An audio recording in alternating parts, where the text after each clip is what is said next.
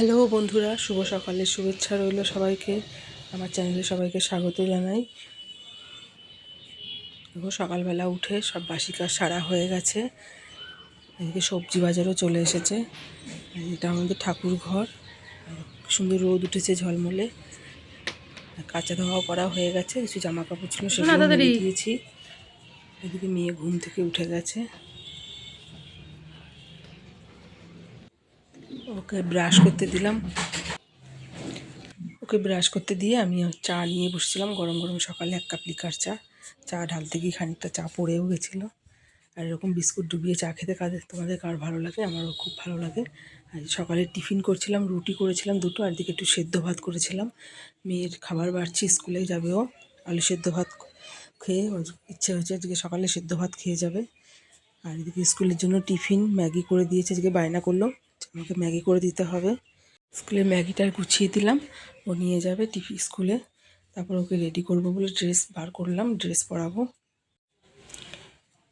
বিছনা গোছানো হয়ে গেছিলো, তারপরে ওকে রেডি করছিলাম। আর ড্রেস পরিয়ে ওকে স্কুলে পাঠিয়ে দিই রেডি করে। স্কুল ড্রেসটা একটু ঢিলা হয়, সেলাই করা হয়নি, কিছুটা দেখি সেলাই করে দিতে হবে। ওকে স্কুলে পাঠিয়ে দিয়ে তারপরে আমি একটু সেদ্ধ ভাত ছিল সেটুকুনি আমিও সকালে টিফিন সেরে নিলাম। নিয়ে তারপরে এদিকে দুপুরে রান্না বসেছি। ডালটা একটু ধুয়ে নিচ্ছি ভালো করে, কারণ ডালে খুব ময়লা থাকে। দিয়ে সেদ্ধ বসিয়ে দিচ্ছি। মুসুর ডাল করব পেঁয়াজ দিয়ে। এদিকে উচ্ছে আলু কুমড়ো আজকে ভাজবো, সব কেটে গুছিয়ে নিয়েছি। আর এদিকে যে লাউয়ের তরকারি করবো, আজকে একটু ডুমু ডুমু করে কেটেছি।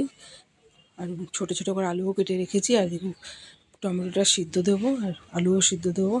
পেঁয়াজ ফোড়ন দিয়ে ডাল করবো। আর আলু সিদ্ধর জন্য খানিকটা পেঁয়াজ ভাজা তুলে রাখবো, পরে মাখবো। এই যে শুকনো লঙ্কা ভেজে তুলে রেখেছি। আর এই যে মুসুরির ডালটা সেদ্ধ হয়ে গেছে, এবারে ফোড়ন দেবো।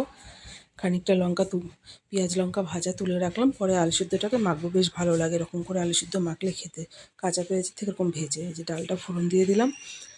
অনেক দিন পর মুসুরির ডাল। আর এদিকে বাড়িতে রোদ পড়ে না বলে তাই বাইরে একটা দড়ি টাঙিয়ে সেখানে জামা কাপড়গুলো মেলে দিলাম। একদম রোদ ঢোকে না বাড়িতে। তারপরে ঘরের কিছু কাজ ছিল সেগুলো সেরে বিছানাটাকে আরেকবার ঝেড়ে নিলাম, কারণ ছোটো বাচ্চা থাকলে ঘর নোংরা হয়। আর এদিকে বইয়ের পড়ার টেবিলটাকেও গুছানো হয়নি।